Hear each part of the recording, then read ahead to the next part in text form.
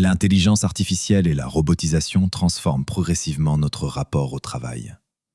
Mais une question devient de plus en plus importante. Que se passera-t-il si les machines sont capables d'accomplir une part croissante des tâches aujourd'hui réalisées par les humains? Parler d'une société sans travail peut toutefois être trompeur. La véritable question concerne surtout l'avenir de l'emploi rémunéré. L'activité humaine, elle, ne disparaîtra pas.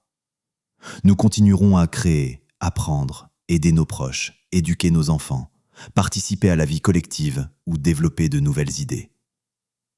Le travail salarié n'est donc qu'une partie de l'activité humaine. L'intelligence artificielle représente néanmoins une rupture importante. Les précédentes révolutions industrielles automatisaient principalement la force physique et les tâches répétitives. Désormais, l'IA peut intervenir dans le langage, l'image, la programmation, la traduction, l'analyse de documents et même certaines formes de raisonnement. Selon les données citées dans le dossier, environ 1 emploi sur 4 dans le monde serait potentiellement exposé à l'intelligence artificielle générative.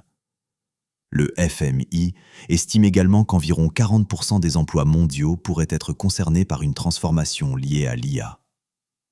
Mais exposition ne signifie pas disparition. Dans de nombreux métiers, l'intelligence artificielle modifiera probablement les tâches avant de remplacer complètement les emplois. 2 futurs deviennent alors possibles. Dans le premier scénario, les entreprises qui possèdent les intelligences artificielles, les données, les robots et les infrastructures captent l'essentiel des gains de productivité. Les emplois intermédiaires diminuent, la précarité augmente et les richesses se concentrent entre les mains d'une minorité.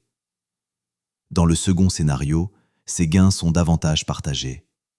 L'augmentation de la productivité permet de réduire le temps de travail, de renforcer les services publics et de sécuriser les parcours professionnels. Le temps libéré peut alors être consacré à la famille, à la culture, à l'éducation, à la création ou à l'engagement collectif. C'est précisément l'alternative présentée par le schéma de la page 4 du dossier. Une même technologie peut conduire à la concentration ou au partage selon les décisions politiques et sociales. Mais vivre avec moins d'emplois pose également la question du sens. Le travail apporte un revenu, mais il structure aussi nos journées, crée des relations et procure une reconnaissance sociale.